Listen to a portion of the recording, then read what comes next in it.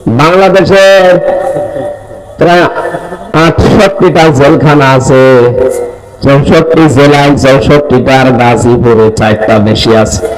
সব মিলে 68টা জেলখানায় যত মানুষ আছে, আমার মনে হয় প্রায় 90,000 মানুষ এখন জেলে। এই 90,000-এর ভেতরে 80,000 জানে না তার মামলা কি, আন্দাজে বসে আছে জেলে, কিচ্ছু জানে না।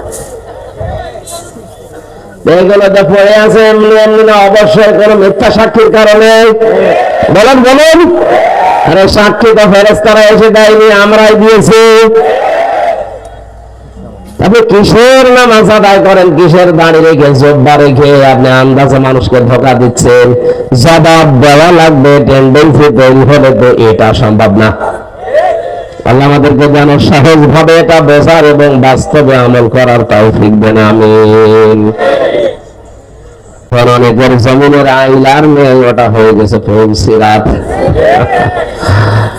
আইলের এই জায়গায় গিয়ে সতর্ক থাকা লাগবে। যে কোনো কাজ আরম্ভ করার আগে দেখবে যেটা আমার আল্লাহ রাজি আছে কিনা। দ্বিতীয় নম্বরে ওই লোকটার জীবনে পাওয়া যাবে কিয়ামতের বিশ্বাস। পৃথিবীতে যত ধরনের বিশ্বাস আছে, জীবন পরিচ্ছন্ন করার জন্য সবচেয়ে বেশি দরকার কিয়ামতের বিশ্বাস।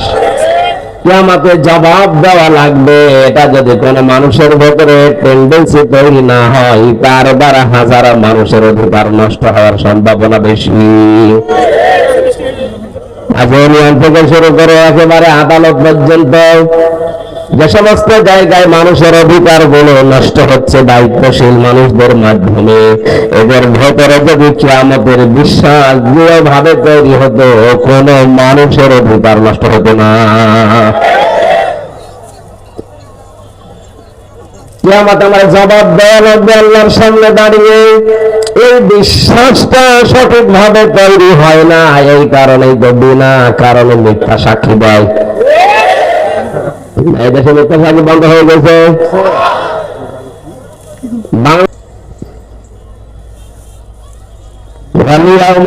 আখিরা পর্যন্ত যদি শেষ করে দিতেন, আমি আজটা পড়তাম না। শেষেরটা আরো কঠিন,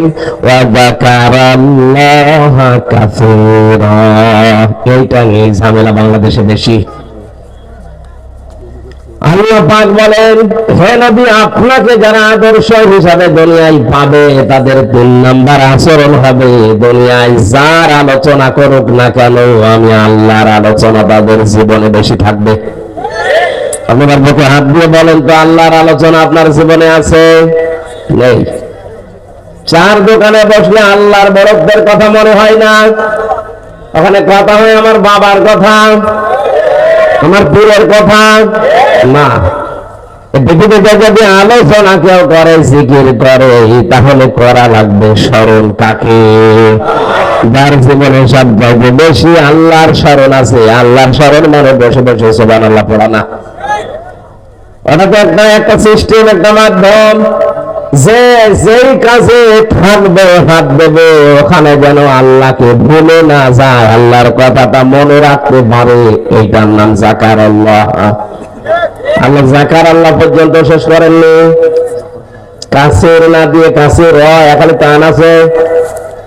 তাদের জীবনের সব জায়গায় বেশি জিকির হবে, আলোচনা হবে, স্মরণ হবে কার? আমি সহ যারা এখানে বসে আছি, আমরা একটু মিলাই। আমাদের জীবনের সব জায়গায় বেশি আলোচনা কি আসলে আল্লাহর হচ্ছে? তাহলে এখনো পর্যন্ত আমি নবীকে আদর্শ পাইনি। আর বিশ্ব নবীকে যদি আদর্শ হিসাবে না পাই, মরণের পরে 2টা বিষয় বলেছিলাম, যে কোনো একটা আপনি পাবেন। আল্লাহ আমাদেরকে এখন এই বিশ্ব নবীকে আদর্শ পাওয়ার জন্য 3টা গুণ অর্জনের তৌফিক দিন, বলেন আমিন। সূরা তাওবা থেকে 111 নাম্বার একটা মাত্র আয়াত আমরা পড়েছি।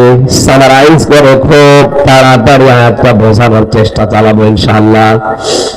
জবান খুলে পড়েন, আউযু বিল্লাহি মিনাশ শাইতানির রাজিম, বিসমিল্লাহির রহমানির রহিম